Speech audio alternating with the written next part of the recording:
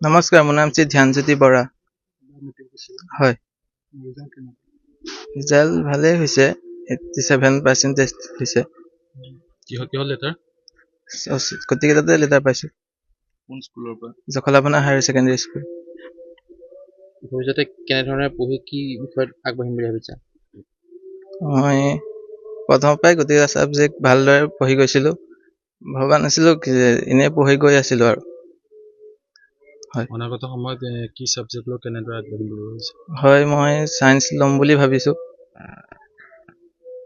হয়, কলিয়াবৰ কলেজত পঢ়িম বুলি ভাবিছোঁ। মোৰ দেউতাই খেতি বাতি কৰে। ছায়েন্স ল'ম বুলি ভাবিছা? হয়, তাতো কিছু আৰ্থিক প্ৰয়োজন হ'ব। হয়, সেইখিনি দেউতাই নাই পাৰিম বুলি ভাবিছোঁ। হয়, মেট্ৰিক দিয়াৰ সময়তে অকণমান গা অসুস্থতা হৈছিলে, তাৰপিছত ভাল পাইছোঁ এতিয়া। আমি এক খবৰ পাইছোঁ যে তুমি ৰিজাল্টৰ সময়তো ঘৰত নাছিলা, চিকিৎসাৰ বাবে ক'বলৈ গৈছিলা। হয়, কি কোৱাচোন কথাটো কেনেকুৱা ধৰণৰ? হয়, মই আজিও চেকআপত গৈ আছিলোঁ, তাৰপিছত উভতি আহিলোঁ আৰু আধা বাটত।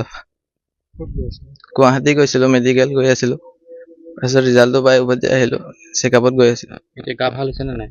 হয়, এতিয়া ভাল পাইছোঁ, এনেই চেকআপত গৈছিলোঁ, পিছত গ'লেও হ'ব। মোৰ দেউতাৰ নাম ভুৱন চন্দ্ৰ বৰা আৰু মাৰ নাম জুনু বৰা। ঘৰ? শাকমুঠি গাঁও। বহুত কষ্টও কৰাও হৈছে, নিজেও কষ্ট কৰিছে। আৰু মই টিউশ্যনৰ কথা কওঁতে সি ক'লে যে মা টিউশ্যন দেউতাই পইচা ক'ৰ পৰা দিব, মই নিজে কষ্ট কৰিছোঁ, মই যে নিজে বুজি পাওঁ, নিজে কষ্ট কৰোঁ, মই নিশ্চয় সফলতা লাভ কৰিম, তোমালোকে টেনশ্যন ল'ব নালাগে। মই বাৰে বাৰে কৈছিলোঁ ৰিজাল্ট ভাল হওক, ভাল হ'বৰ কাৰণে বহুত কষ্টও কৰিব লাগিব, টিউশ্যনটো দিবলৈ ময়ো চেষ্টা কৰিছিলোঁ। সি নলওঁ বুলি ক'লে, মা দেউতাই পইচা ক'ৰ পৰা দিব। নিজে সি যিখিনি পাৰিছে কষ্ট, আমিও হেৰি কৰিলোঁ।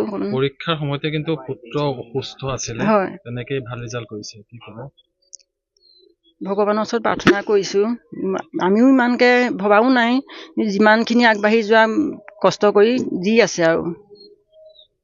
এতিয়া চেকআপলৈ গৈছিলে, কি হয়, নৰ্মেলে হয় নে কি হয় আৰু পিছত গ'লেও হ'ব। সি ক'লে যে মা মই উভতি যাওঁনে বোলো, গুচি আহা, নালাগে বেলেগ এদিন যাবা। আৰু ভবাও নাছিলোঁ, আকস্মিকভাৱে দি দিলে। ভালেই লাগিলে।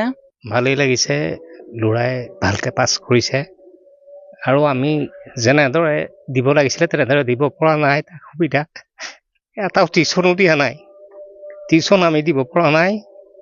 আৰু কিতাপ পত্ৰ দৰকাৰ হ'লেও বেলেগক কওঁ, কোনোবাই কিতাপ এখন দিয়ে, তেনেকৈ ওচৰৰ মানুহে এঘৰে কিতাপখিনিয়ে দিলে।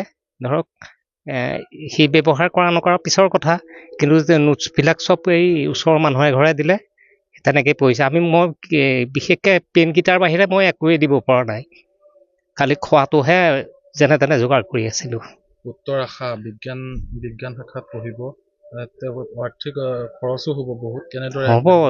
কোনোবাই যদি সহায় কৰে নিশ্চয় আগবাঢ়িব পাৰিব, কিন্তু মোৰ ইমানখিনি আগতে চাইকেলৰ ব্যৱসায় আছিলে, আজিকালি চাইকেলৰ চব বাইকেই হৈ গ'ল, চাইকেলৰ ব্যৱসায়টো কমি যোৱাৰ কাৰণে মানে এতিয়া এই খেতি বাতিতে লাগি আছোঁ, খেতি বাতি কৰি চলিহে আছোঁ আৰু।